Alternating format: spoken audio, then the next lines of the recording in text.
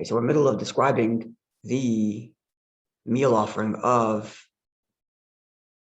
well, we started off with the meal offering of the Sotah, and then we quoted a Mishnaic text which gives us a detailed account of the proceedings of the meal offering. And the Mishnah is breaking down, the Gemara, is breaking down that description.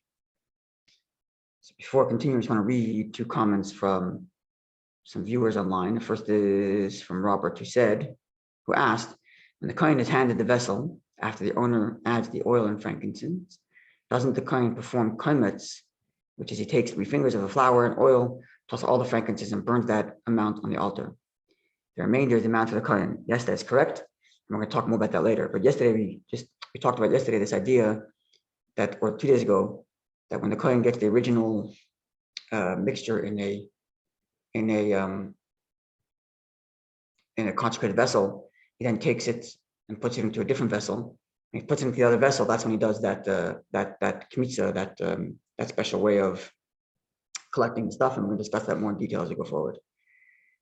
The next comment is from Rabbi Gimple, who said, we're talking about how they knew if it was right, the measuring. Yeah, so there is a measuring, there is an actual, they had measuring special unit vessels to measure these things.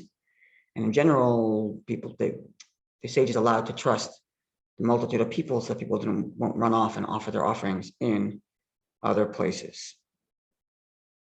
Okay, so that's regard to that. Okay, let's get back to the actual text going forward.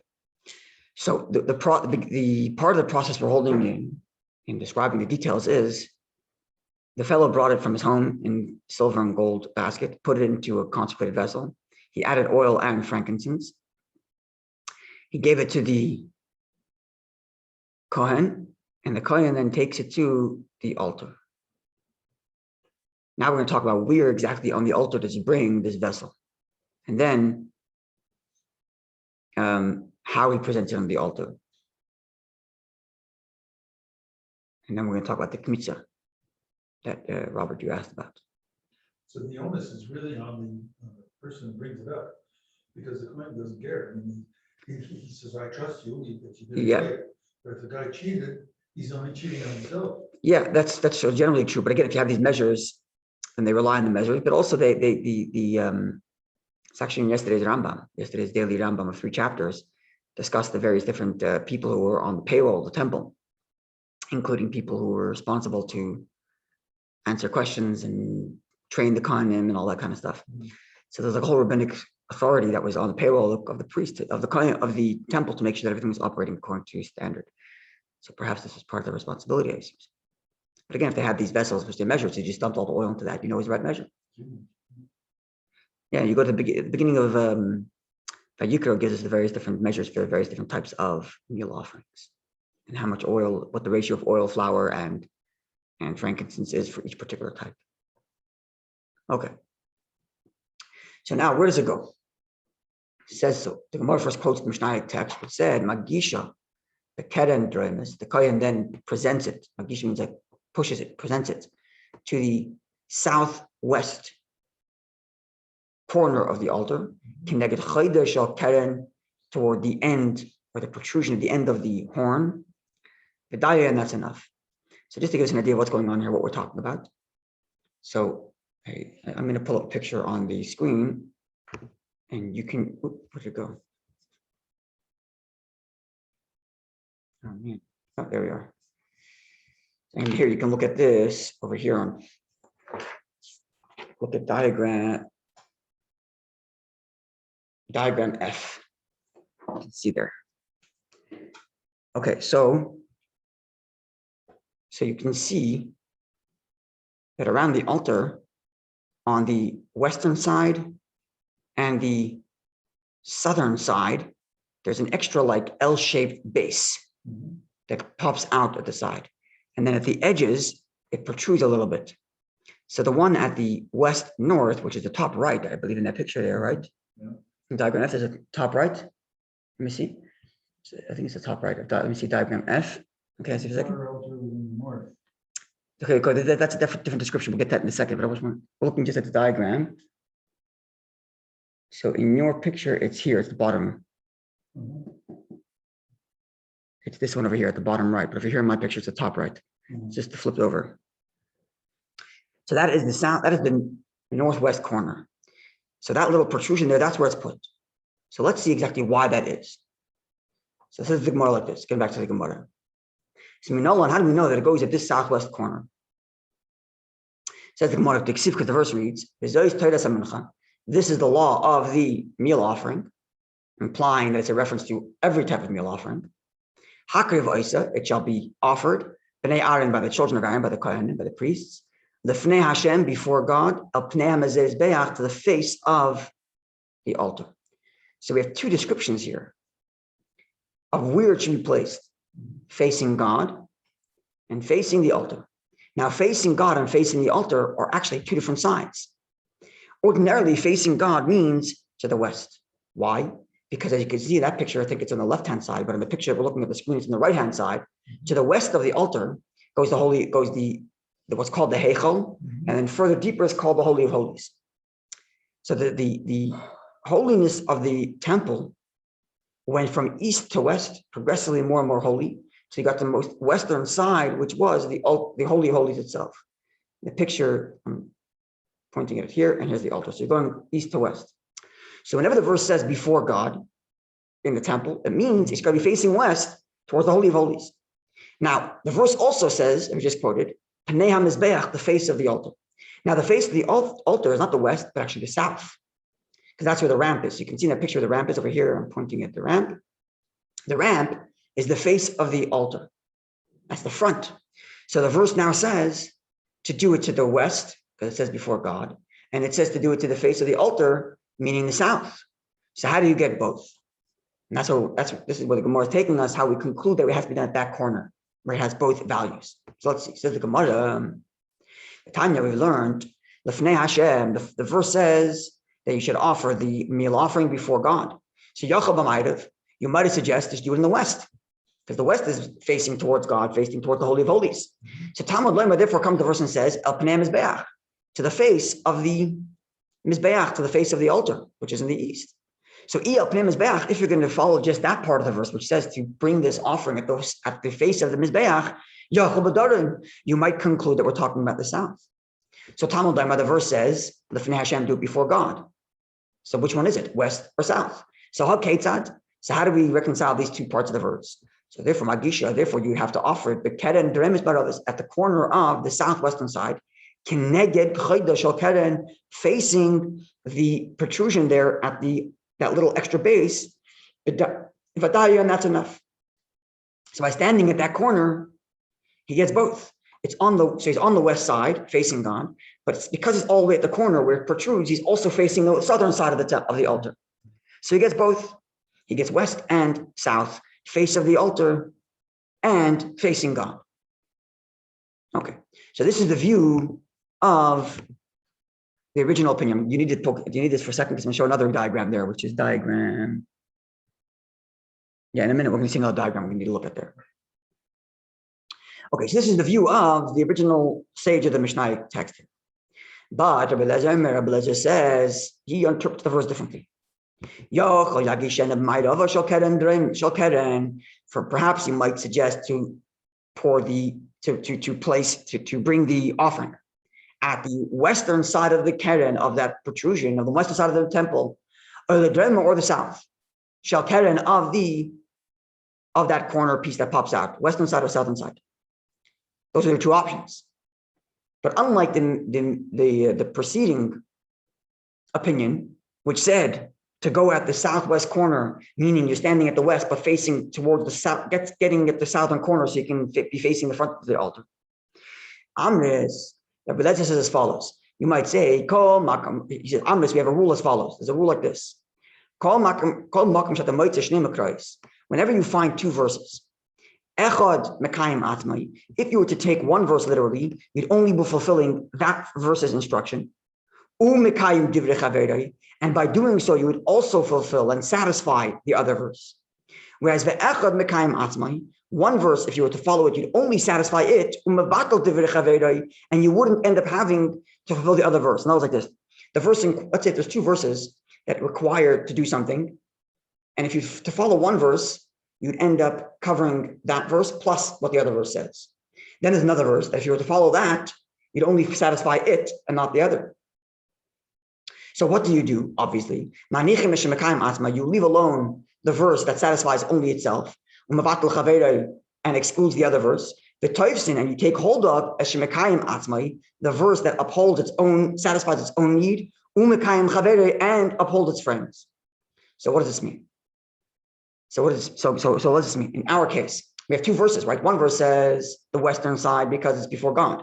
The other verse says the southern side because it's before the temple, before the altar. So the previous opinion said, okay, do both by getting to the corner. Rabbi Lezer is saying, no. These two verses, you take one or the other. Now, when you think of one or the other, if you're on the west, you have to think about which one of these two, either west or south, will also cover and satisfy the other verse. Now, how is that possible? So explains the Gemara. She says like this. When the verse says to offer it before God, you're now on the west, then then you've lacked satisfying the verse which says to the face of the altar, which implies south, the Dada, which is in the south. But when you do it on the western side and you fulfill the verse which says to do it in the front of the altar, but on the south, you've also satisfied the verse which says to do it before God. How is that possible?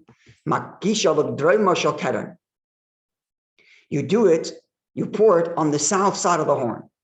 Okay, so let's just basically saying not to go on the western side as the original opinion was. Go on the western side, go all the way to the corner so you can get some of the south.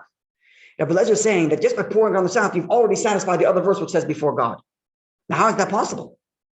If you're on the southern side, then you're not facing God anymore because you're not facing the west, right? If you're looking at the diagram number, F, right? So if you're standing to the south, right? Because let me put it this way: if you look closely there, you'll see that the edge of the altar is directly parallel to the end of the heichal, which is to the west of it. And your picture's to the left, and our picture here is to the right. So, which means, unless you're on the western side itself, you're not before God, which is what the previous opinion said. Get on the western side, but go to the corner so you also get some south. But the Rebbe is saying, no, just by pouring on the south, you've also covered this idea of it doing it before God. How is that possible? Seemingly, if you're on the western side, you're already past the ending line of where the heichal ends, of where the Holy Holies ends, and therefore you're not facing before God. So says the Gemara.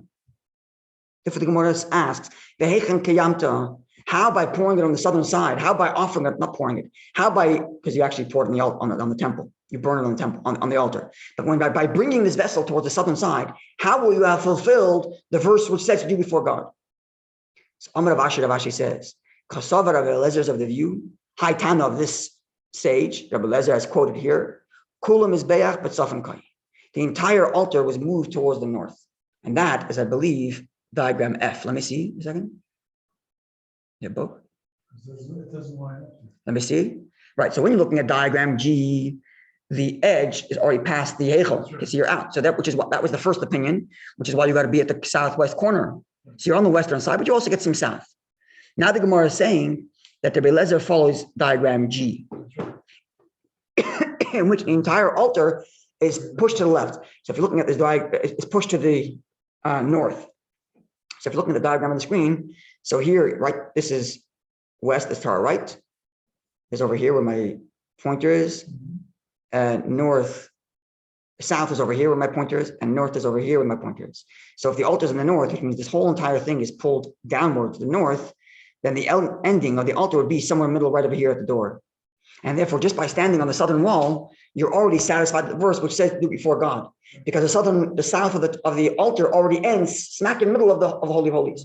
So the first opinion, which said that the southern wall of the altar, the southern side of the altar ends exactly parallel to the ending of the Holy Holies or the heichal, the sanctuary, then you have to stand on the western side so you're satisfied that you're before God, but stand at the edge of the western side so you're kind of also facing south so that you get the front of the altar.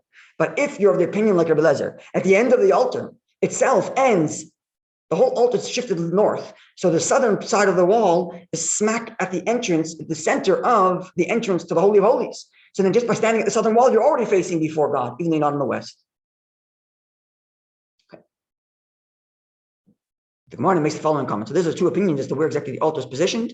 And that changes where you pour, where you offer, where you bring this. We'll describe exactly how you bring it soon, what exactly you do. But the vessel is brought towards that corner. So it depends where you bring it. According to Lezer, only on, you just have to bring it to the southern wall, because the southern wall itself ends smack in the middle of the entrance to the Holy of Holies, unless you satisfy the verse which says to the front of the altar, because you're facing south, because you're on the southern side, and at the face of God, because the southern wall itself is right to the entrance of the Holy of Holies.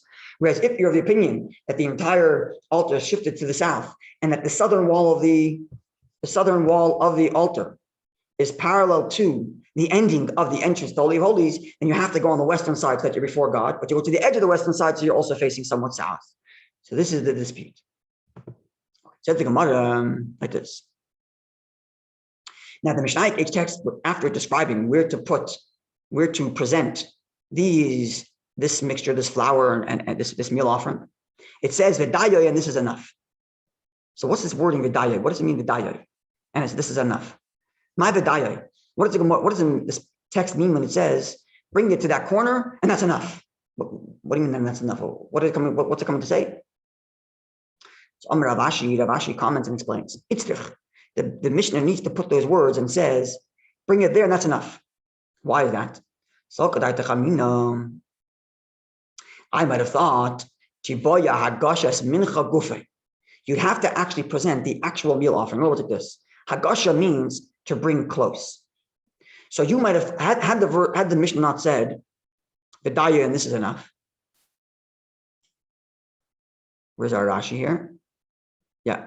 You would think that, right, so you have a vessel, right, in which you have the meal offering. So the flour, the oil, the frankincense in this vessel. And you're just told you have to do something called Hagasha. Hagasha means to make something touch, to bring it near. And you have to bring it near before God and at the front of the altar, which is either on the southern side or at the corner. Let's just go with the corner because that's the main opinion the Gemara is discussing. So Hagasha, to bring it close, might think to mean that you have to make the actual meal offering touch the altar. So you would think that you have to hold the vessel, tilt it up, and push it against the altar so that the meal offering itself is touching the altar. That's what you would think. Therefore, said the Gemara, no, you don't have to do that. Bring it to the corner of V'daya, and that's enough. You don't have to actually tilt it to make the actual meal offering touch. Just the vessel itself has to touch. That's it. And that's why the Gemara has to put this words V'daya, and it's enough, not to think if you do more. So Kamash comes to teach us that just the vessel has to touch the altar. Says the Gemara of Ema, but perhaps Hachanami. Maybe indeed you actually have, the verse says to bring it to the altar, so maybe you do have to tilt it up and push the actual meal offering into the altar. Who says by putting the vessel there it's enough? The Mishnah told us it's enough, but who's to say that that's correct? Maybe the verse implies that you have to actually put the meal offering itself touching the altar. So Amar Kra, the verse says, V'kriva ela kohen, he should bring it to the kohen, V'gisha el mizbeach, and the kohen will present it to the altar. So maha krava etzel kohen, just as it is when the person who owns the offering gives it to the kohen, the kli, he does so through the vessel. So afagasha, so too when the kohen presents it to the altar, etzel mizbeach to the altar, the kli also does it through the vessel. Now it's like this: the same verse which describes the Jew handing off the vessel to the kohen is the same verse which describes the vessel being brought to the altar, and therefore the two handing offs are even. Just as the handing off of the Jew to the kohen is through the vessel, he doesn't have to press the actual meal offering to the stomach or something of the kohen. So just as it is that when he gives it to the kohen, it's just through the vessel. So likewise, the next part of the verse, which says that the kohen presents it to the altar, it's also just through the vessel, and he doesn't have to tilt it up and push the actual flour in. And thus, this explains the wording of the Mishnah, which says V'daya, and it's enough. Bring it to the corner, and that's enough. Don't do any more. Don't lift it up and push it in. Okay, we'll stop over here. And God willing, on Monday, we get to the further process of the meal offering, the actual kmitza, which Robert mentioned, and the removal of the frankincense and the oil, and where it goes and how it's brought to the altar, and what's done with the leftovers, and so on and so forth. So more to come, God willing, after Shabbos. A wonderful day and a good night, Shabbos.